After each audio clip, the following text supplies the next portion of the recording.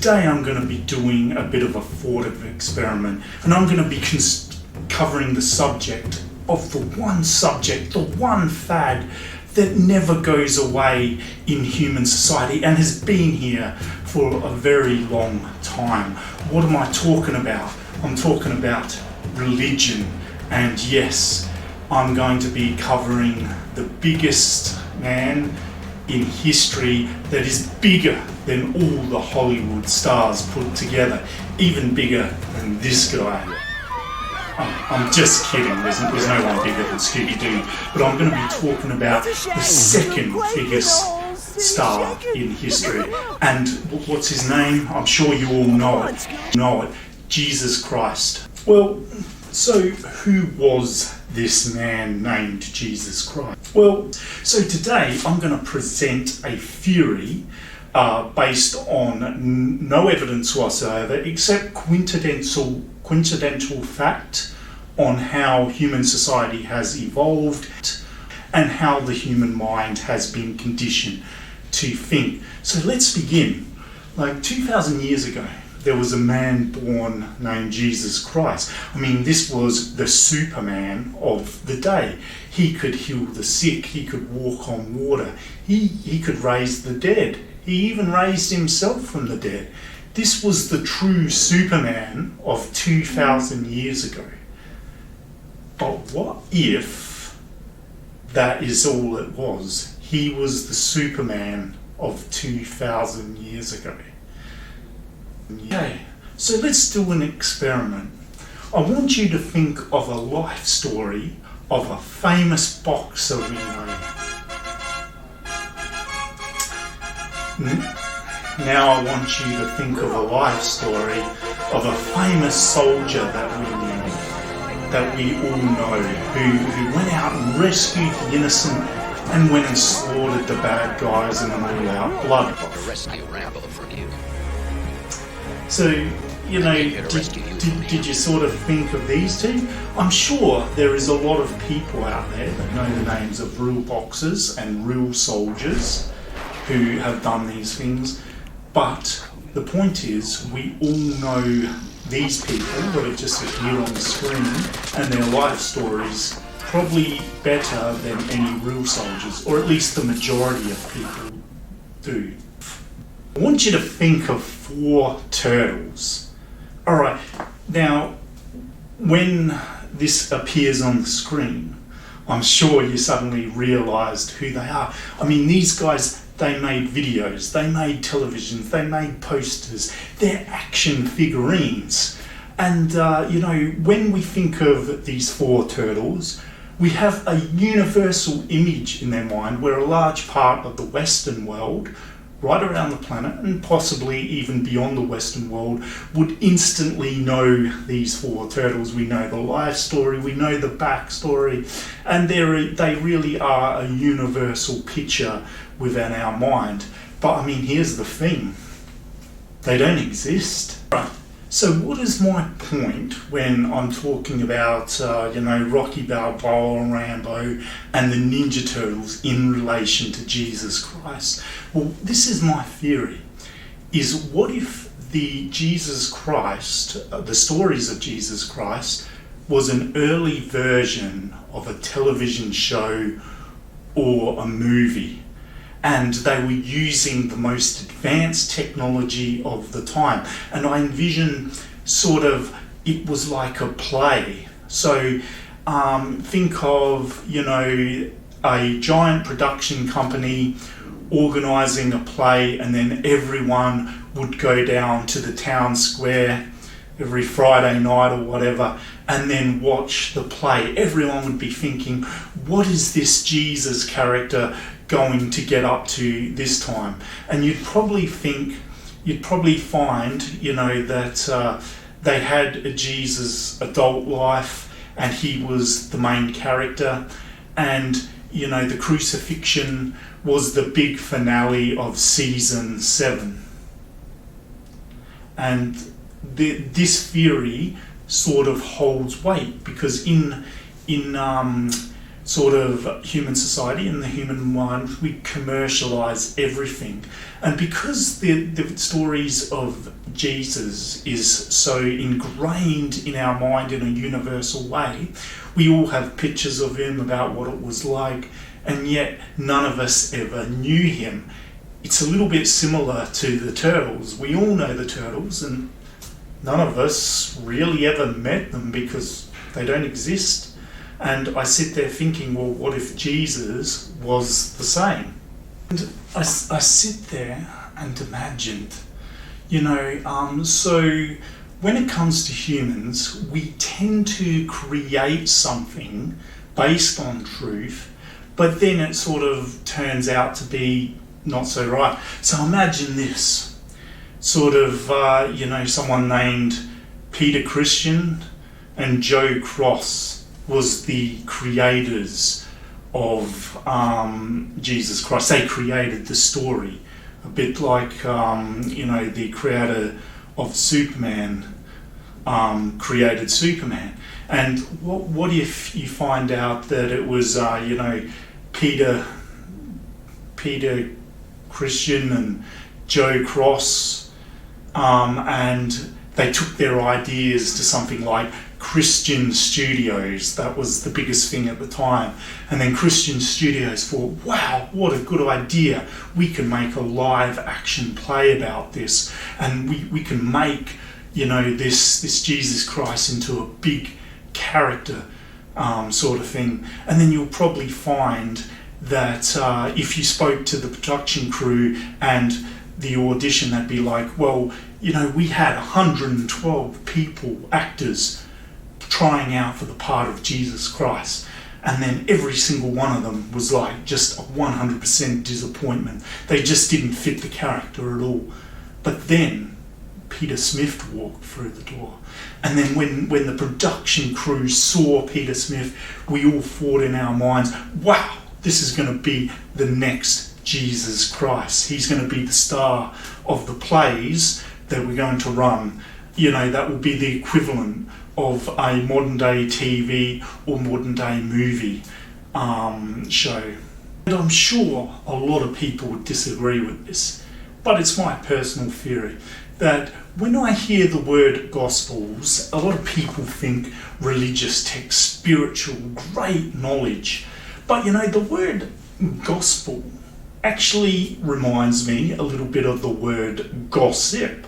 And I sit there thinking, with some of these religious texts describing Jesus and his life, what if they were a 2,000-year-old version of Women's Weekly magazine, Reader's Digest, sort of, and then they were just using the most advanced materials they had at the time to create these gossip magazines so people could read, and the most advanced materials at the time was paper and pen. They didn't have photographs or cameras, but this is how human society works. We like to commercialize. We love a good story. And back in the old days when they had no internet, no television, no YouTube, no nothing, not even electricity, they would have been very, very bored. So people would have loved a good story, some sort of production crew to make it happen in the form of live plays or something like that.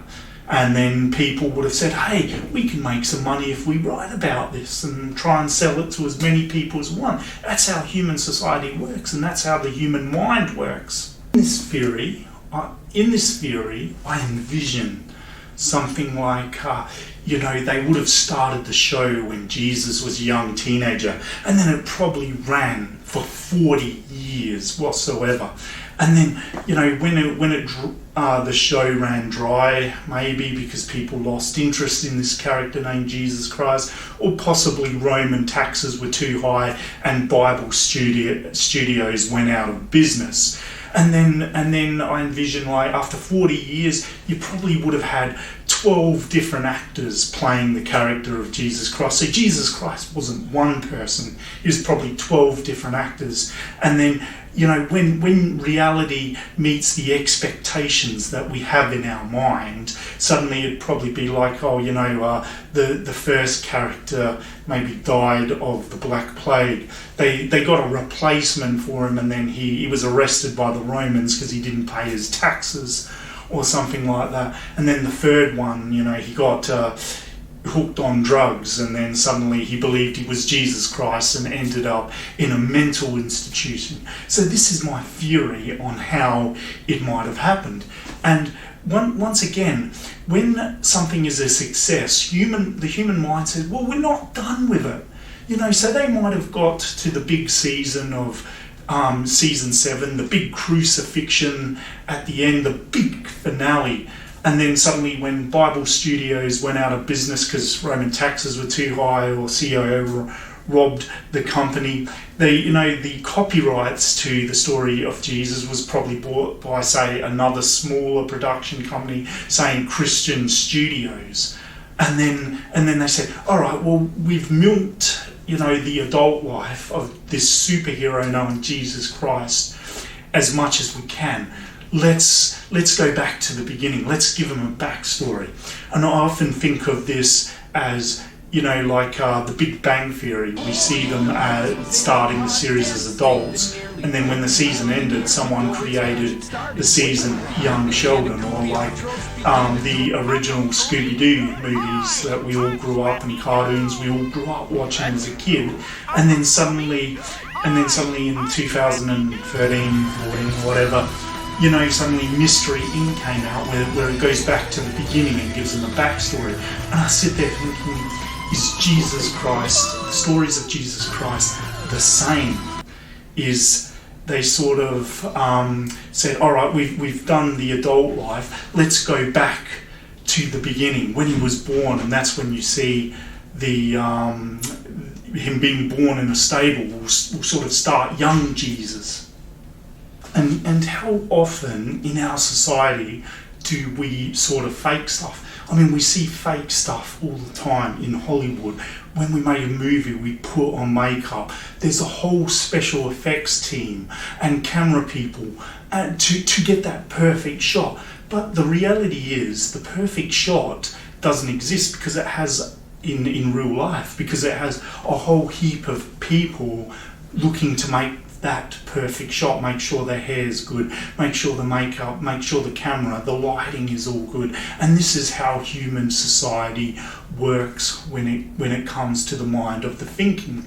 And I sit there thinking, if my theory is correct, and let's just say the story of Jesus was a play, in the story, the big finale of season 7 at the crucifixion, you'd probably find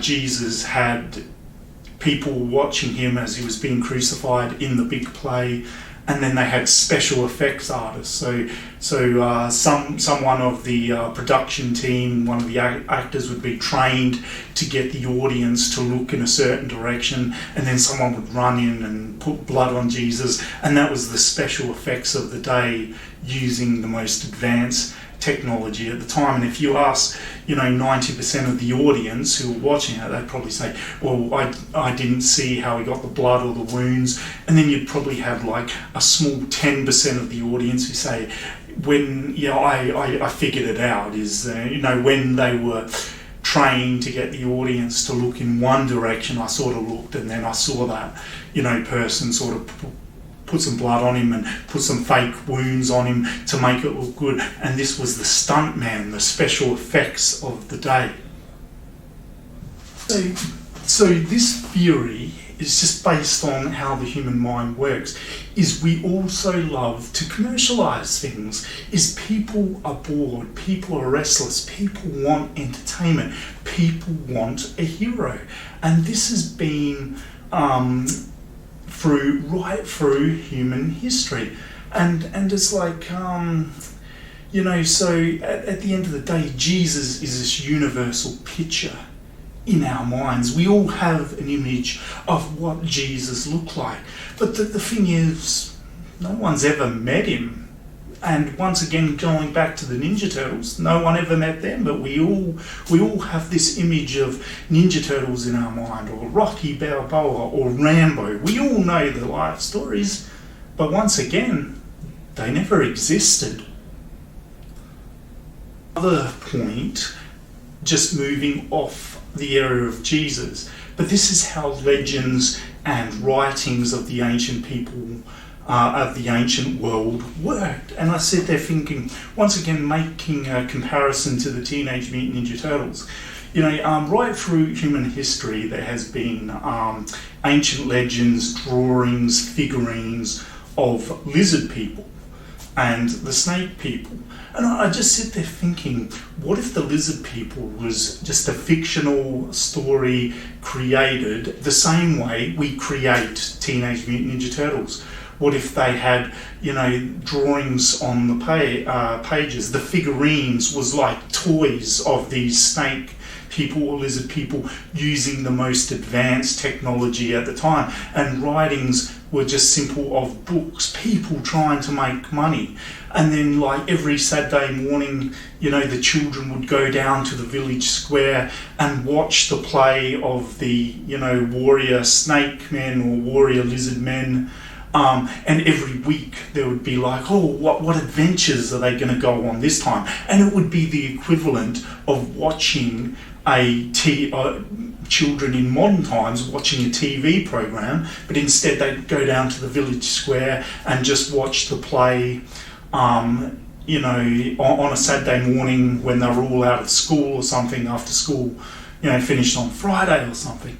And then and this is why, you know, because it's so visual in our minds. And why is it so visual? Is because someone at some point visually saw something.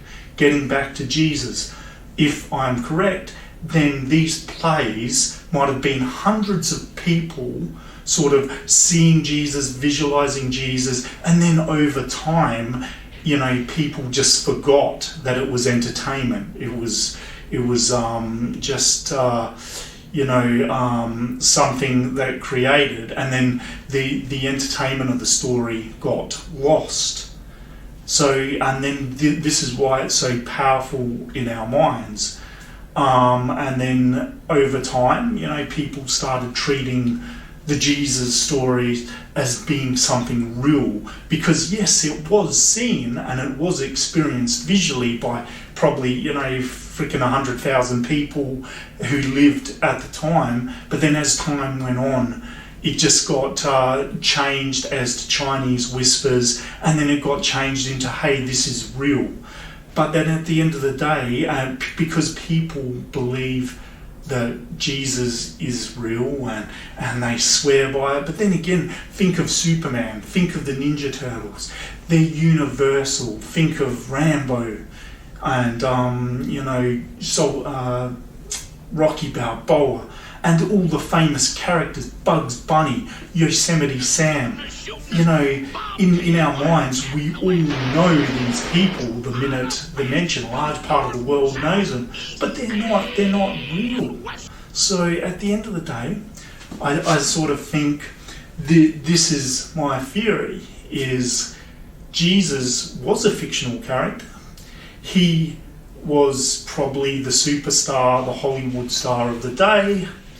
You know, it was probably something like Bible Studios and, you know, Peter Christian and Joe Cross who created the fictional story. And then after 40 years, you know, there was a big fight over the copyright of Jesus. And this is what I think may have happened, is because we have this man ingrained in our minds, but then we have so many other characters ingrained in our minds as well. I mean, think of the, have you ever seen the episode Imagination Land of South Park, where they do like 3 series about is something... I think they are real. It's all real. Think about it. Haven't Luke Skywalker and Santa Claus affected your lives more than most real people in this room? I mean, whether Jesus is real or not, he's had a bigger impact on the world than any of us have. And the same can be said for Bugs Bunny and Superman and Harry Potter. They've changed my life, changed the way I act on the earth, Doesn't that make them kind of real? They might be imaginary, but they're more important than most of us here. And they're all gonna be around long after we're dead. So in a way, those things are more realer than any of us. Real or not, it was a very, a lot of us, like South Park, we laugh at it, but a lot of them have serious values, behind the stories. And Imagination Land, with the South Park episode, was excellent because it really crossed the border on what is real and what is not in our minds. And if something is in our minds, yes, I guess it is real, because Bugs Bunny, Yosemite Sam, hey, just me mentioning the name, I bet you had an instant picture of them in your mind. Rocky Balboa, you just had an instant picture of his life in the ring. So that is my theory, is Jesus might have been the biggest Hollywood star, second biggest Hollywood star, next to Scooby-Doo, of course. Scooby-Doo is the biggest, we all know that. And